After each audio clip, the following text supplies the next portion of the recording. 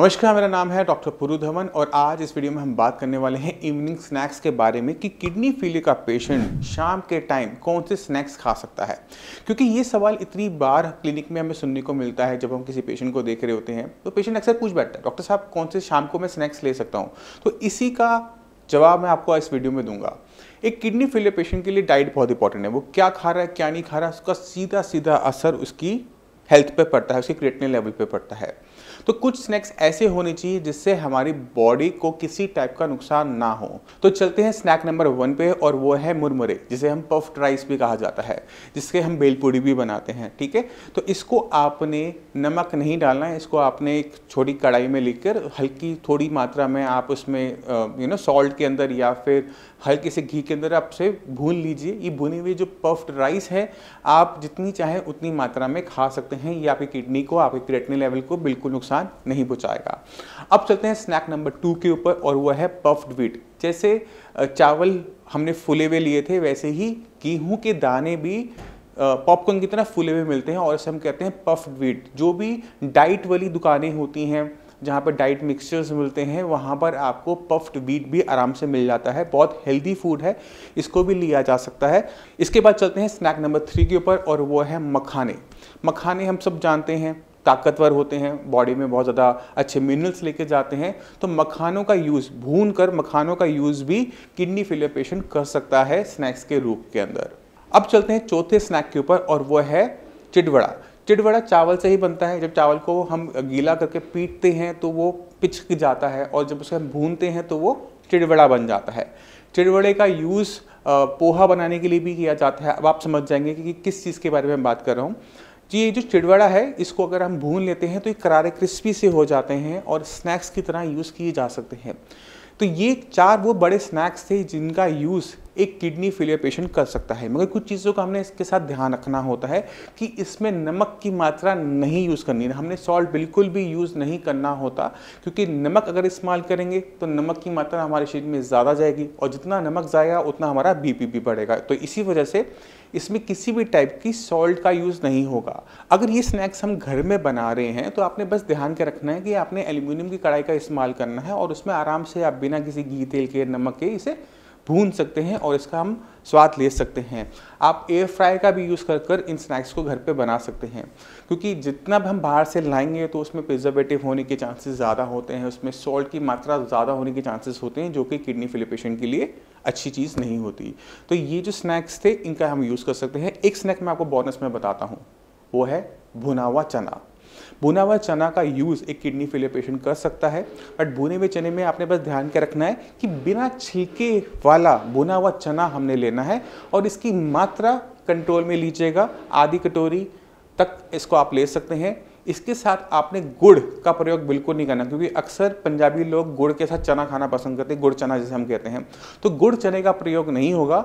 चना जो भुना हुआ हो, जिसका छिलका उतरा हुआ हो, उस चने का यूज़ आप कम मात्रा के अंदर कर सकते हैं। तो ये 5-6 जो मैंने आपको स्नैक्स बनाए, ये किडनी फेलियर पेशेंट के लिए बिल्कुल सेफ़ होते हैं। इनको शाम को आप अपनी फैमिली के साथ एंजॉय कर सकते हैं। इसको आप घर में बनाएं उतना अच्छा रहता है। अगर आप इस वीडियो को देख रहे हैं तो पॉसिबिलिटी ये है कि आप किडनी फेलियर के पेशेंट ज़रूर रहे होंगे। हो सकता है कि क्रिएटिनिन भी बढ़ा हुआ हो। तो मैं चाहता हूँ कि आज स्नैक्स के बाद हम आपको कुछ किडनी फेलियर के पेशेंट से मिलवाएं, जिनसे मिलकर आपको थोड़ी सी जानकारी मिले कि किस तरह से क्रिएटिनिन को डाउन किया जा सकता है। नमस्कार, मेरा नाम है डॉक्टर पुरु धवन और आज मैं आपको मिलवाने वाला हूँ एक ऐसे पेशेंट से जिन्होंने अपना क्रिएटिनिन का लेवल 13 से डाउन करते हुए लेकर आए 0.4 पे। जब ये हमारे पास आए तो इनका डायलिसिस भी हो रहा था और इनको और टाइप की भी दिक्कतें थी। तो अब चलते हैं नवमीश जी की बात, जानते हैं कि उन्होंने किस तरह से अपने आप को इस बीमारी से छुटकारा दिलाया। तो नवमीश जी, आपको कब पता लगा था कि आपकी किडनी खराब हो रही है? ये तो जो टेस्ट कराया था मैंने 8 मार्च को। 8 मार्च को। तब लेवल कितने थे? 13 पॉइंट था। तो कोई दिक्कत महसूस कर रहे थे उस टाइम? हाँ जी, खाना नहीं खाते थे, मतलब रंग पीला हो गया था। रंग पीला हो गया था? हाँ जी, चलना फिरना दिक्कत आई थी। दिक्कत आ रही थी। तो फिर डायलिसिस करवाया था आपने? नहीं, भर्ती हुआ था। भर्ती हुए थे? हाँ, भर्ती होने के बाद डायलिसिस हुआ। तो जब आप साइंस इंजीनियरिंग में आए थे तो आपका कितनी बार डायलिसिस होता था? 8 दिन में एक बार। 8 महीने आपने डायलिसिस करवाया है। तो कितनी बार हफ्ते में होता था डायलिसिस आपका? हफ्ते में तो एक बार ही होता था। हफ्ते में एक बार डायलिसिस आपका चल रहा था जब आप साइंस इंजीनियरिंग में आए, ठीक है। तो तब लेवल कितने रहते थे डायलिसिस से पहले वाले? 10 चल रहा था। 10 के आसपास रहता था। और उसके बाद आपको क्या बदलाव नजर आया? कितने महीने हो गए पहले ये बताओ, साइंस इंजीनियरिंग से ट्रीटमेंट लेते कितने महीने? मैं 28 जुलाई को यहाँ पे आया था। 28 जुलाई को आए थे और निकाल से 4 महीने हो गए, अगस्त सितंबर अक्टूबर नवंबर, चौथा महीना भी शुरू होगा। इन 3 महीने के अंदर आपको अपने अंदर क्या बदलाव नजर आया? मुझे बदलाव 60% आया। 60%। डायलिसिस आपका हो रहा है? डायलिसिस 7 अक्टूबर को बंद हो गया।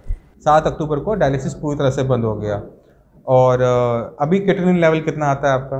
Kidney level 0.4। ये नवमीत जी की अभी लेटेस्ट रिपोर्ट है 29 अक्टूबर की।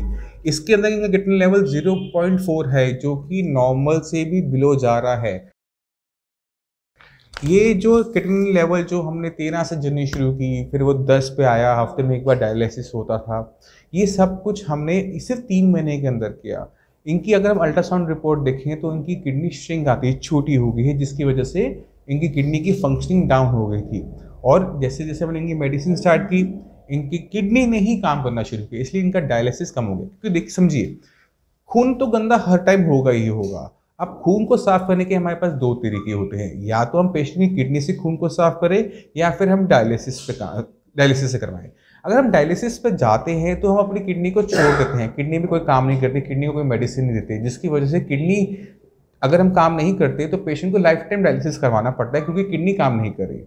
मगर जो पेशेंट डायलिसिस के साथ साथ डायलिसिस के ऊपर किडनी को चूज करते हैं कि चलो किडनी पे कोशिश करते हैं, किडनी थोड़ा सा काम करना शुरू करे, तो हमें ऐसे नोमेश जी जैसे हमें रिजल्ट्स देखने को मिल जाते हैं जहाँ पे किडनी पहले की तरह काम करना शुरू करती है। अब इनकी सारी की सारी रिपोर्टें नॉर्मल है, यूरिन के अंदर कोई प्रोटीन नहीं आ रहा, किसी टाइप की डायलिसिस की जरूरत नहीं हो रही। पिछले मेरे ख्याल से 1 महीने 2 महीने हो गए डायलिसिस आप? हाँ जी, 2 महीने से इन्होंने डायलिसिस नहीं करवाया, रिपोर्टें बिल्कुल नॉर्मल हैं। तो ये तब हो पाता है जब हम अपनी किडनी पे काम करना शुरू करते हैं, किडनी को थोड़ा सा मौका देते हैं काम करने का। अब नोमेश जी ने मेडिसिन के साथ कुछ चीज़ों का परहेज भी रखा होगा? हाँ जी, मेडिसिन चल रही है। मेडिसिन तो अभी चल रही है, खाने पीने में परहेज किया था? हाँ जी, परहेज अच्छे से किया था, प्रॉपर तरीके से? परहेज तो अभी आपने और किन किन चीज़ों का ध्यान रखा? बीपी का ध्यान रखा था अपना? बीपी का ध्यान रखा था? हाँ जी, बीपी का ध्यान। तो हमें ना सिर्फ मेडिसिन का ध्यान रखना होता है, हमें अपने खाने पीने का भी ध्यान रखना होता है। अक्सर पेशेंट हमें देखने को मिल जाते हैं कि जब वो किडनी का इलाज शुरू करते हैं तो खाना पीना बंद कर देते हैं, घिया तोरी टिंडे खाना शुरू कर देते हैं, सिर्फ वो भी उबला हुआ हल्दी नमक के साथ। ऐसे पेशेंट जो सिर्फ घिया तोरी टिंडा खा रहे होते हैं, उनकी कंडीशन और ख़राब होती चली जाती है। कारण क्या होता है कि जब आप खाना नहीं खा रहे तो आपकी किडनी को भी ताकत नहीं मिल पा रही।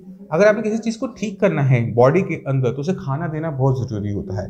तो सही तरीके से बैलेंस डाइट लेना ज़रूरी है। अगर आप सोच रहे हैं कि आप खाना पीना बिल्कुल बंद कर किडनी को ठीक कर पाओगे तो ऐसा बिल्कुल नहीं हो पाता। तो नोमेश जी, आप अब बाकी जो किडनी के मरीज़ हैं उन्हें क्या एडवाइस करना चाहोगे?